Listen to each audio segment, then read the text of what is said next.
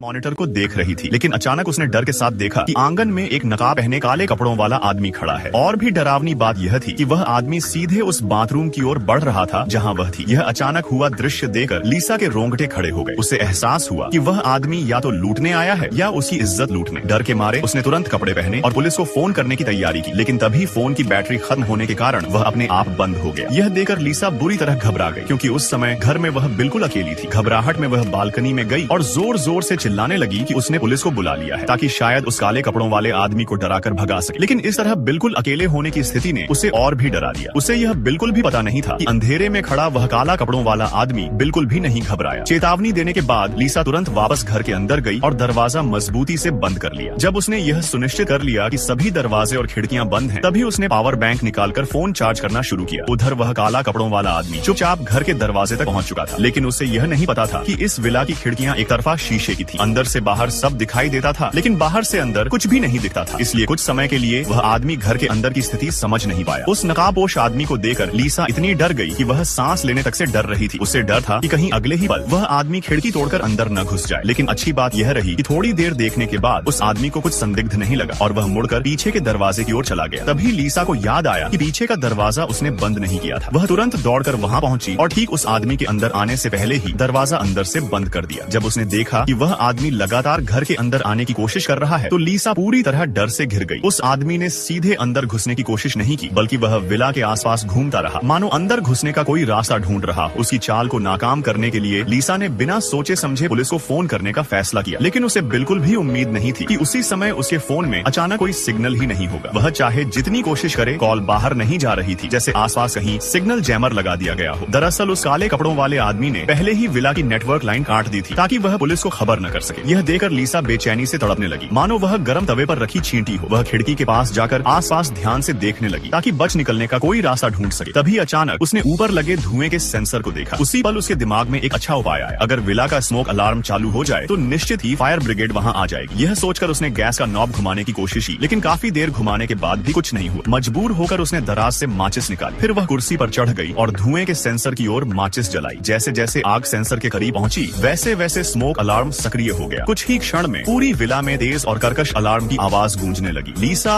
वह धीरे धीरे चलकर खिड़की के पास आई। उसे लगा कि अलार्म की आवाज सुनकर काले कपड़ों वाला आदमी डरकर भाग जाएगा, लेकिन हैरानी की बात यह थी कि वह आदमी बिल्कुल भी घबराया नहीं। उसने अपने बैग से एक रिमोट कंट्रोल निकाला, फिर एक निर्देश पुस्तिका भी बाहर निकाली। उसने बस हल्के से रिमोट का बटन दबाया और विला के अंदर बज रहा अलार्म तुरंत बंद हो गया। लीसा ने कभी सोचा भी नहीं था कि सामने वाले ने इतनी पूरी तैयारी कर रखी होगी। उसे संभलने का मौका भी नहीं मिला था कि बाहर खड़ा काले कपड़ों वाला आदमी दरवाजा तोड़ने की तैयारी करने लगा। दरवाजे पर बार बार पड़ती जोरदार चोटों की आवाज सुनकर लीसा डर के मारे कांपने लगी। अच्छी बात यह थी कि उसके घर का दरवाजा काफी मजबूत था। कई बार जोर लगाने के बाद भी जब दरवाजा नहीं टूटा, तो वह आदमी वहां से हटकर दूसरी जगह चला गया। डरी हुई लीसा ने दरवाजे के छेद से बाहर झांक कर देखा। जब उसे यकीन हो गया कि वह आदमी सच में दूर चला गया है, तो उसने सोचा कि पीछे के दरवाजे से चुपचाप भाग जाए। लेकिन जैसे ही वह बाहर निकलने वाली थी, लगभग उसकी टक्कर उसी काले कपड़ों वाले आदमी से हो जाती। यह देखकर वह तुरंत डर के मारे मेज के पीछे छिप गई और सांस रोकर बिना कोई आवाज किए बैठी रही। तभी काले कपड़ों वाला आदमी लोहे की रॉड उठाकर विला की खिड़की के शीशे तोड़ने लगा। अच्छी बात यह थी कि विला के सारे शीशे बुलेट प्रूफ थे। काफी देर तक मारने के बाद भी वह उन्हें जरा भी नहीं तोड़ पाया, लेकिन इसके बावजूद उसका इरादा नहीं बदला। वह पूरे विला के चारों तरफ घूमकर कमजोर जगह ढूंढने लगा। जल्दी ही उसकी नजर स्टडी रूम की अपेक्षाकृत कमजोर खिड़की पर पड़ गई। वह जैसे ही उसे तोड़ने वाला था, तभी दरवाजे पर अचानक डोरबेल बज उठी। वह लीसा का पहले से मंगाया हुआ खाना था। लीसा तुरंत दूसरी मंजिल की बालकनी पर भागी और नीचे खड़े डिलीवरी बॉय को आवाज देने लगी। वह चाहती थी कि वह पुलिस को फोन कर दे, लेकिन दूरी ज्यादा होने के कारण डिलीवरी बॉय उसकी बात समझ ही नहीं पाया। जब वह लड़का भौहें चढ़ाकर हैरानी से देख ही रहा था, तभी पीछे से काले कपड़ों वाले आदमी ने उस पर हमला कर दिया। बिल्कुल बेखबर डिलीवरी बॉय वहीं मारा गया। यह सब देखकर बालकनी पर खड़ी लिसा डर के मारे चिल्ला उठी। इस वक्त वह सिर्फ यह सब होते हुए देख सकती थी, लेकिन कुछ भी कर नहीं सकती थी। उसे पता था कि अगर उसने जल्दी कोई उपाय नहीं किया तो अगला शिकार वही होगी। धीरे धीरे शाम हो गई। लिसा ने सोचा कि अंधेरे का फायदा उठाकर साइड वाले दरवाजे से चुपचाप निकल जाएगी, लेकिन विला पहाड़ की चोटी पर बना था और आसपास कोई भी पड़ोसी नहीं था। वह जल्दी जल्दी अपनी कार की ओर भागी। जैसे ही वह कार में बैठी और स्टार्ट बटन दबाया, कार ने कोई प्रतिक्रिया नहीं दी। वह तुरंत नीचे उतरी और बोनट खोलकर देखने लगी। तब उसे पता चला कि इंजन की तारें पहले ही काट दी गई थी। लिसा ने घबराकर सिर उठाया तो देखा कि काले कपड़ों वाला आदमी कुछ दूरी पर खड़ा उसे घूर रहा था, लेकिन वह कोई हरकत नहीं कर रहा था। डर के मारे लिसा ने तुरंत बोनट बंद किया और तेजी से घर की ओर भागी। जैसे ही वह दरवाजा खोलने लगी, तब उसे एहसास हुआ कि घबराहट में वह चाबी कार में ही छोड़ आई है। मजबूर होकर उसे फिर से कार के पास जाना पड़ा। इस बार काले कपड़ों वाला आदमी वहां वहाँ दिखाई नहीं दे रहा था। हालांकि इस समय वह इन सब बातों की परवाह नहीं कर सकी थी। किसी तरह उसने चाबी लेकर दरवाजा खोल लिया। घर के अंदर पहुंचकर उसने अपने डर को दबाते हुए घर की सारी लाइटें जलाने का सोचा, लेकिन जैसे ही उसने खिड़की के पास वाली लाइट जलाई तो देखा कि काले कपड़ों वाला आदमी खिड़की के बाहर खड़ा उसे घूर रहा है। लिसा ने दरवाजे और खिड़की के पार से उससे पूछा कि वह आखिर चाहता क्या है। उसने कहा कि उनके बीच कोई दुश्मनी नहीं है, अगर उसे पैसे चाहिए तो वह बात करके मामला सुलझा सकते हैं। लिसा ने समझौता करके अपनी जान बचाने की कोशिश की, लेकिन काले कपड़ों वाला आदमी अब तक एक शब्द भी नहीं बोला। वह बस खिड़की के शीशे पर सांस छोड़ता है और धुंधली हुई कांच पर लिख देता है, आज रात तुम्हें मरना ही होगा। कांच पर लिखे ये शब्द देकर लिसा पूरी तरह घबरा जाती है। अब उसके पास कोई रास्ता नहीं बचता, इसलिए वह वापस कमरे में जाकर कोने में छिप जाती है। डर और निराशा एक साथ उसके दिल पर हावी हो जाते हैं और वह खुद को रोने से रोक नहीं पाती। तभी अचानक दरवाजे के बाहर फिर से कुछ आवाज आती है। असल में काले कपड़ों वाला आदमी इस बार फ्लेम थ्रोवर लेकर आया था। वह तेज गर्मी से दरवाजे के लॉक को पिघलाकर अंदर घुसना चाहता था। यह देखकर लिसा तुरंत एक फलों काटने वाला चाकू उठा लेती है और अपनी रक्षा के लिए तैयार हो जाती है। वह धीरे धीरे दरवाजे के पास पहुंचती है। दरवाजे को घूरते हुए कांपते हाथों से चाकू पकड़े रहती है। वह अपने मन में खुद को हिम्मत देती है, अगर काला आदमी अंदर आया तो वह पूरी ताकत से मुकाबला करेगी। लेकिन जैसे ही दरवाजे का लॉक खुलता है, डर उसकी हिम्मत पर भारी पड़ जाता है। वह आगे बढ़ने की हिम्मत नहीं कर पाती और तुरंत मुड़कर पीछे के दरवाजे से बाहर भाग जाती है। जैसे ही वह बाहर निकलती है, उसकी नजर जमीन पर पड़े उसी डिलीवरी बॉय पर पड़ती है, लेकिन इस समय वह कुछ भी सोचने की हालत में नहीं थी। उसे बस किसी तरह वहाँ से भागना था। इसी दौरान काले कपड़ों वाला आदमी भी उसका पीछा करते हुए बाहर आ जाता है। तब लिसा को एहसास होता है कि पिछवाड़े में छिपने के लिए कोई जगह नहीं है। वह मजबूर होकर लकड़ी के सैंड के नीचे छिप जाती है और ऊपर खड़े उस आदमी को घूरती रहती है। उसे कुछ शक होता है, इसलिए वह नीचे उतरकर जांच करता है, लेकिन वहाँ उसे कुछ भी दिखाई नहीं देता। बेबस होकर वह किसी और जगह तलाश करने चला जाता है। असल में खतरे के उस पल में लिसा लकड़ी के तख्ते के नीचे छिप गई थी, इसी वजह से वह किसी तरह बच गई। उसे अच्छी तरह पता था कि यह विला पहाड़ की चोटी पर है। अगर वह शहर की ओर भागे भी तो वहाँ पहुँचने में कम से कम 3 घंटे लगेंगे, और अगर वह बाहर ही रहती तो देर सवेर काले कपड़ों वाला आदमी उसे ढूंढ ही लेता। मजबूरी में लिसा फिर से विला के अंदर लौट आती है ताकि छिपने के लिए कोई नई जगह ढूंढ सके। कुछ पल बाद हिम्मत जुटाकर कांपते हाथों से चाकू पकड़े धीरे धीरे आगे बढ़ती है। वह पूरे कमरे में नजर दौड़ाती है, लेकिन उसे कहीं भी कोई दिखाई नहीं देता। फिर जब वह बाथरूम की लाइट जलाती है तो अचानक आईने में एक परछाई दिखाई देती है। यह देखकर लिसा डर के मारे तुरंत पीछे मुड़ जाती है। फिर हिम्मत जुटाकर चाकू लेकर धीरे धीरे आगे बढ़ती है। वह सोचती है कि इस बार मौका मिला तो सीधे हमला कर देगी। उसकी नसें तनाव से तन जाती हैं और वह सामने टकटकी लगाए देखती रहती है, लेकिन जब वह पर्दा हटाती है तो पता चलता है कि वह बस एक कोट था